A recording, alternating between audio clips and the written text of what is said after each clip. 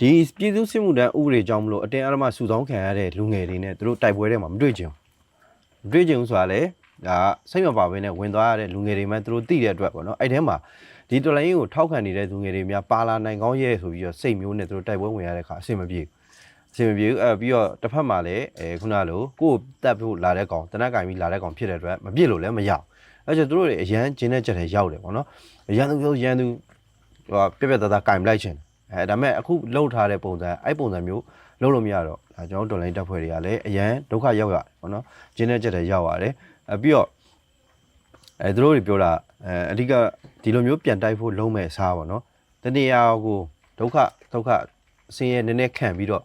ရှောင်ဝါးလိုက်တဲ့ဟာမျိုးကိုပို့ပြီးတော့ဖြစ်စေခြင်းတယ်တိုက်ပွဲလဲမဝင်ခြင်းဘူးဒီဘက်ကနေလည်းပြန်မတိုက်ရဲဘူးဒါမျိုးဆိုရင်ဒီຢာတွေနဲ့မသက်ဆိုင်တဲ့နေရာတစ်ခုကို